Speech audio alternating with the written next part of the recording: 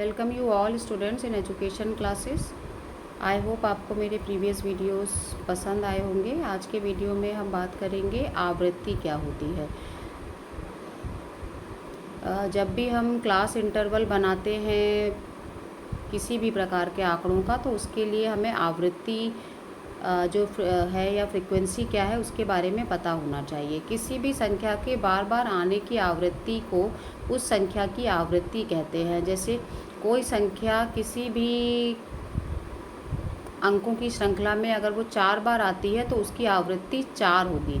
जैसे कि मैंने यहाँ पर आपको दिखाया भी है कि नीचे जो बहुत सारे आंकड़े दिए गए हैं, उन आंकड़ों में जो हमारे नंबर हैं, कुछ नंबर हैं जिनकी आवृत्तियाँ हुई हैं बार बार। जैसे 18, 20, 14 और 24, ये वो अंक हैं जिनकी आवृत्ति बार बार हुई है और हम इनको गिनकर देखते हैं कि ये हमारे अंकों की श्रृंखला में कितनी बार आए हैं, तो इसे ही उस अंक की आवृत्ति या फ्रीक्वेंसी कहते हैं। जैसे 18 जो है अंकों के समूह में 18 की जो आवृत्ति है वो 5 बार है, 20 जो है वो 5 बार है, 14 की आवृत्ति 4 बार हुई है और 24 की जो आवृत्ति है वो 2 बार हुई है। तो आप जब भी आपके सामने कोई भी अंकों का समूह हो और उसमें ये लिखा जाए कि प्रस्तुत समूह में निम्नलिखित अंक जो है उसकी आवृत्ति कितनी बार है, तो आप हमेशा ध्यान रखें कि एक अंक एक समूह में कितनी बार आया है उसको गिन कर आपको वहाँ पर लिखना होता है कि इसकी आवृत्ति 5 बार है या 6 बार है या 8 बार है, तो उसी को हम क्या कहते हैं, आवृत्ति या फ्रीक्वेंसी कहते हैं। इसी में अब आप आगे देखिए कि फ्रीक्वेंसी प्रिपेयरिंग फ्रीक्वेंसी टेबल, कि जब हम फ्रीक्वेंसी टेबल या आवृत्ति वितरण तालिका बनाते हैं तो वो कैसे बनती है।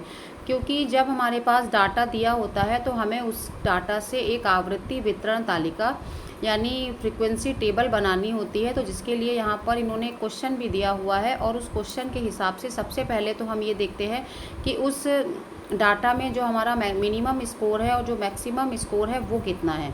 तो जो डाटा दिया है उसका जो मिनिमम स्कोर है वो 10 है और जो मैक्सिमम स्कोर है वो 28 है। n जो है वो हमारा 20 है। उसके हिसाब से मैंने यहाँ पर आपको पूरा एक क्लास इंटरवल जो है वो बनाने और समझाने की कोशिश की है कि सबसे पहले तो जो भी हमारा डाटा होता है उसका सबसे छोटा नंबर और सबसे बड़ा नंबर जो है वो हम चेक कर लेते हैं, यानी हम उसका रेंज देख लेते हैं। और उसके बाद हम जो क्लास इंटरवल बनाते हैं उसका साइज़ मैंने यहाँ पे 5 का लिया है, आप देख सकते हैं।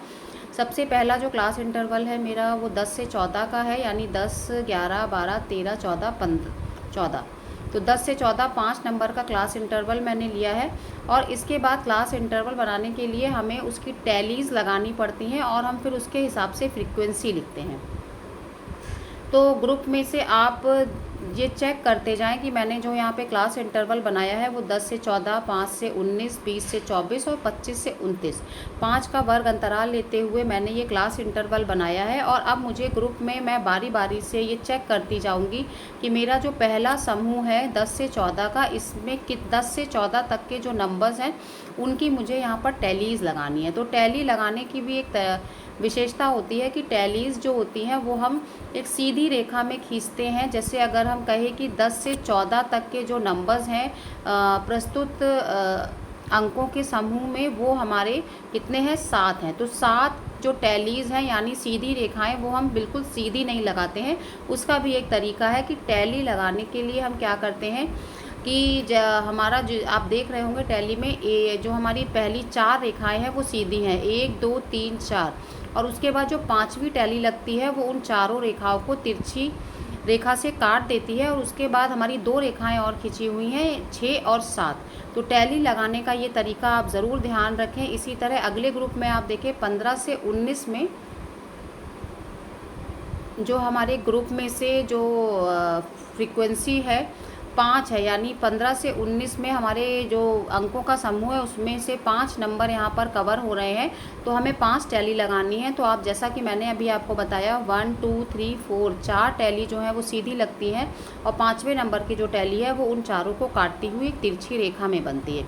इसी तरह बाकी मैंने ऊपर के भी 2 जो हमारे क्लास इंटरवल हैं उनकी टैलीज़ लगाई है। अगर आपको टैली ना समझ में आए तो आप मुझे कमेंट बॉक्स में मैसेज कर सकते हैं, तो मैं एक बार दोबारा से इसको आपको समझा सकती हूँ।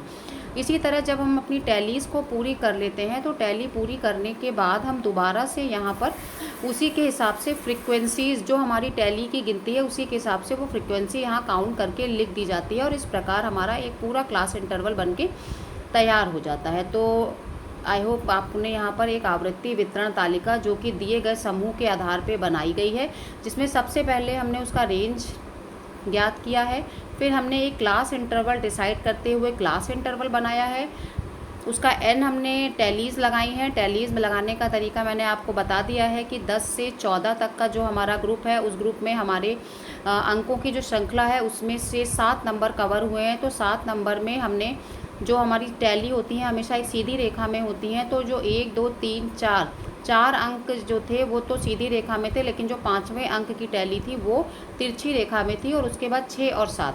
तो इस तरह मैंने सारे जो क्लास इंटरवल हैं उनकी टैलीज़ लगाई हैं, और उसके हिसाब से मैंने उन टैलीज़ को काउंट करके फ्रीक्वेंसी में लिखा है, अंकों में लिखा है।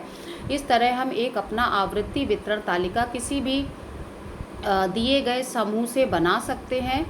आई होप आपको यहाँ पे एक आवृत्ति वितरण तालिका या फ्रीक्वेंसी डिस्ट्रीब्यूशन टेबल कैसे बनाई जाती है वो समझ में आया होगा।